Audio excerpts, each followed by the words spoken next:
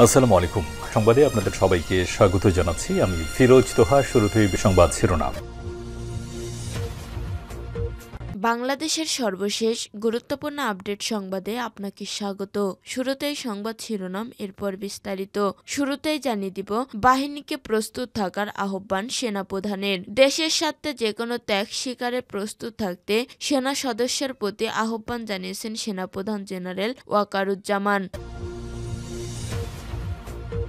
এরপর জানিয়ে দিব, না ডাকলে সীমান্তে শূন্যরেখায় কেউ যাবেন না। চাঁপাইনবাবগঞ্জ ৫৯ বিজিবি মহানন্দা ব্যাটালিয়ন অধিনায়ক লেফটেন্যান্ট কর্নেল গোলাম কিবরিয়া বলেছেন, না ডাকলে সীমান্তে শূন্যরেখায় কেউ যাবেন না। আমাদের হাতে অস্ত্র আছে, ট্রেনিং আছে, আর পিছনে ১৮ কোটি মানুষ আছে। ভয় পাওয়ার কোনো কারণ নেই।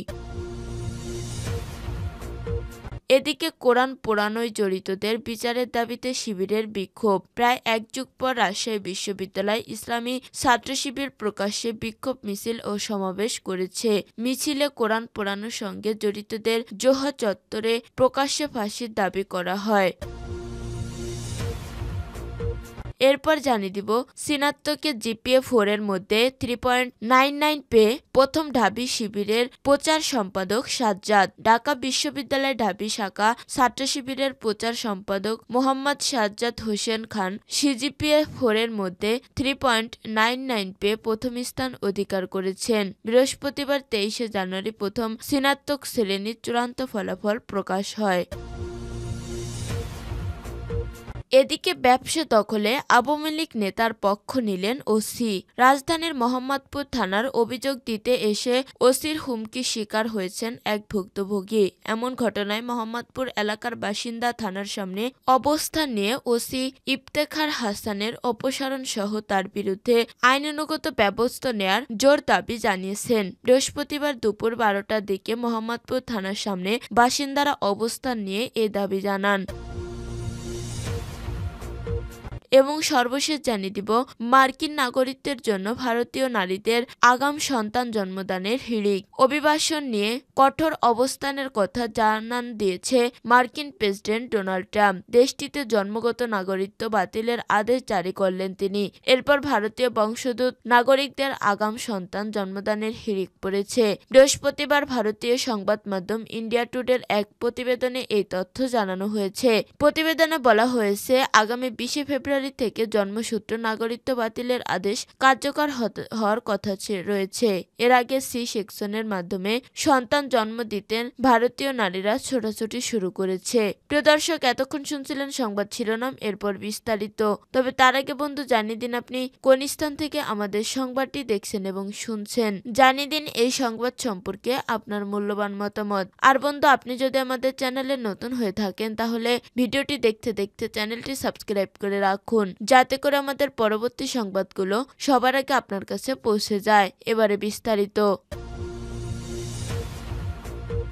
বাহিনীকে প্রস্তুত থাকার আহ্বান সেনাপ্রধানের। দেশের স্বার্থে যেকোনো ত্যাগ স্বীকার প্রস্তুত থাকতে সেনা সদস্যের প্রতি আহ্বান জানিয়েছেন সেনাপ্রধান জেনারেল ওয়াকারুজ্জামান। বৃহস্পতিবার 23 জানুয়ারি চট্টগ্রাম সেনানিবাসে দি ইস্ট বেঙ্গল রেজিমেন্টাল সেন্টারে শহীদ এমআর চৌধুরী প্যারেড গ্রাউন্ডে ঐতিহ্যবাহী ইস্ট বেঙ্গল রেজিমেন্টের ১৭তম কর্নেল অব দ্য রেজিমেন্ট অভিষেক অনুষ্ঠানে একথা বলেন তিনি। বাহিনীর সক্ষমতা নিয়ে ওয়াকারুজ্জামান বলেন, কয়েক বছর ধরে বাংলাদেশ সেনাবাহিনীতে আধুনিক প্রযুক্তি নির্ভর ও যুদ্ধ উপযোগী যুদ্ধাস্ত্র ও সরঞ্জাম সংযোজনের মাধ্যমে বাহিনীর সক্ষমতা বেড়েছে। সেনাপ্রধান বলেন, সেনাবাহিনীর সক্ষমতা আরও বাড়াতে ইঞ্জিনিয়ার্স ডিফেন্স ইন্ডাস্ট্রির কাজ চলমান রয়েছে।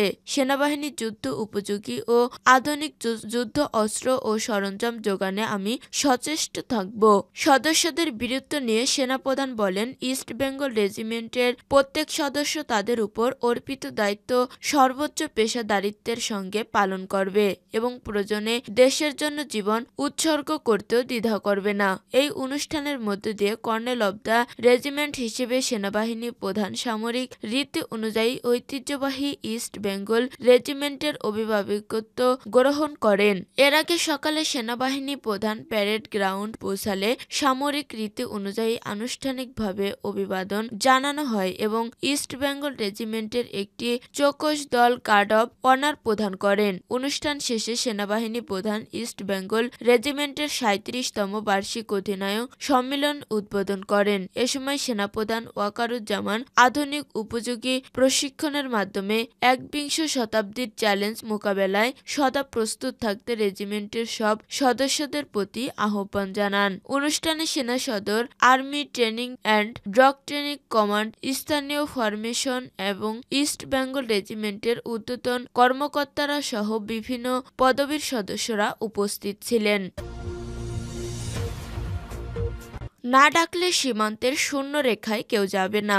চাঁপাইনবাবগঞ্জ ৫৯ বিজিবি মহানন্দা ব্যাটালিয়ন অধিনায়ক লেফটেন্যান্ট কর্নেল গোলাম কিবরিয়া বলেছেন, না ডাকলে সীমান্তের শূন্য রেখায় কেউ যাবে না। আমাদের হাতে অস্ত্র আছে, ট্রেনিং আছে, এর পিছনে ১৮ কোটি মানুষ আছে, ভয় পাওয়ার কোনো কারণ নেই। বৃহস্পতিবার ২৩ জানুয়ারি চাঁপাইনবাবগঞ্জের শিবগঞ্জের বিনোদপুর ইউনিয়নের বাখের আলী সরকারি প্রাথমিক বিদ্যালয়ে এক মতবিনিময় সভায় এসব কথা বলেন তিনি। সীমান্ত এলাকার জনসাধারণের মাঝে সীমান্ত আইন মেনে চলার সচেতনতা বৃদ্ধি ও মতবিনিময় সভা করেছে বিজিবি। বিজিবি হবে সীমান্তে আস্থা ও নিরাপত্তার প্রতীক, এই শিরোনামের মতবিনিময় সভায় আরো বক্তব্য রাখেন শিবগঞ্জ উপজেলার নির্বাহী কর্মকর্তা মোহাম্মদ আজাহার আলী, থানার ওসি গোলাম কিবরিয়া, উপজেলার সীমান্তবর্তী শাহবাজপুর ইউপির সাবেক চেয়ারম্যান তোজাম্মেল হক, মনাকষা ইউপির সদস্য কাজল আলী, বিনোদপুর ইউপির সদস্য বাদশাহ আলী ও কামাল উদ্দিন। বক্তারা সীমান্তের শূন্য রেখার ১৫০ গজ এলাকায় কৃষক ছাড়া অন্য কেউ যেন না ঢোকে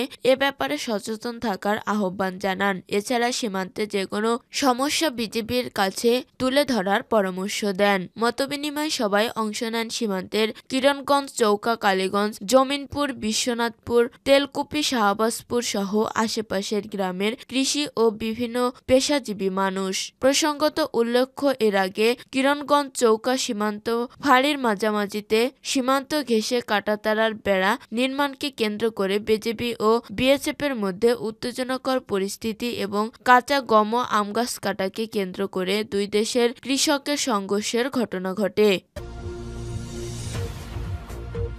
কোরআন পোড়ানোয় জড়িতদের বিচারের দাবিতে শিবিরের বিক্ষোভ। প্রায় এক যুগ পর রাজশাহী বিশ্ববিদ্যালয় ইসলামী ছাত্র শিবির প্রকাশ্যে বিক্ষোভ মিছিল ও সমাবেশ করছে।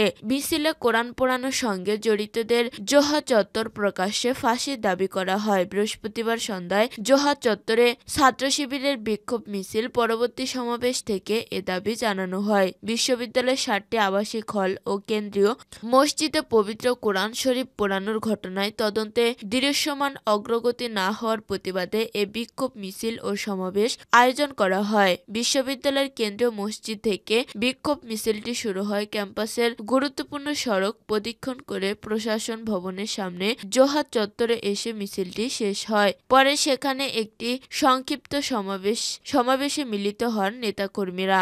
এর মাধ্যমে দলীয় ব্যানারে প্রায় যুগ পর প্রকাশ্য কর্মসূচি পালন করলেন তারা। বিশ্ববিদ্যালয় প্রশাসনকে কোরআন পোড়ানোর সঙ্গে জড়িতদের শহীদ শামসুজ্জোহা চত্বরে প্রকাশ্যে ফাঁসির দাবি করে ছাত্র শিবিরের দপ্তর সম্পাদক মেহেদী হাসান বলেন, গত ১২ জানুয়ারি কিছু দুর্বৃত্ত আমাদের কলিজার স্পন্দন কোরআনে আগুন দিয়েছে।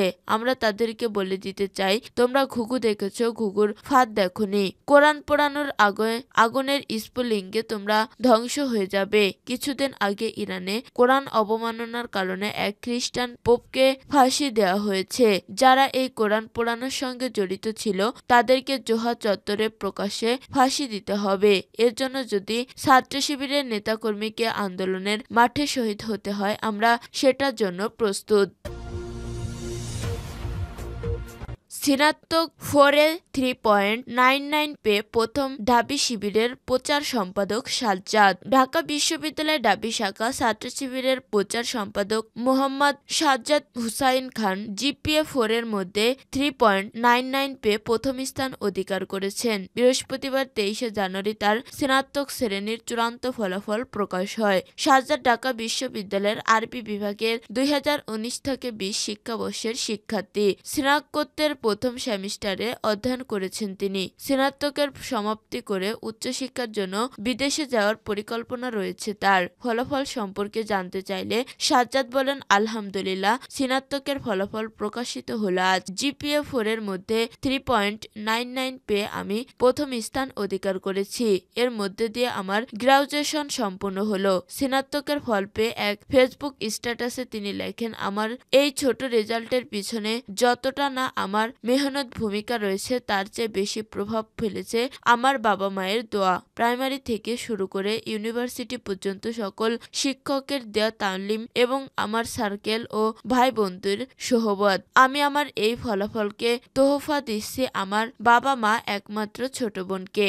এর আগে গত বুধবার 22 জানুয়ারি 2025 সেশনের জন্য ঢাকা বিশ্ববিদ্যালয় ঢাবি শাখা ছাত্র শিবিরের 18 সদস্য বিশিষ্ট ইসলামী পূর্ণাঙ্গ কমিটি ঘোষণা করা হয়েছে। সদ্য ঘোষিত কমিটিতে তিনি প্রচার সম্পাদকের দায়িত্বে রয়েছেন। প্রসঙ্গত, সাজ্জাদ গাজীপুরের তামিরুল মিল্লাত কামিল মাদ্রাসা থেকে আলিম সম্পূর্ণ করে 2019 থেকে 20 সেশনে ঢাকা বিশ্ববিদ্যালয়ে আরবি বিভাগে ভর্তি হন। তিনি বিশ্ববিদ্যালয়ের বিজয় 71 হলের আবাসিক শিক্ষার্থী। একাডেমিক পড়াশোনা ও রাজনীতির পাশাপাশি তিনি বিভিন্ন ভাষার বই অনুমোদন করেন। সাজ্জাদের অনুবাদ করা বইয়ের সংখ্যা প্রায় 20টি।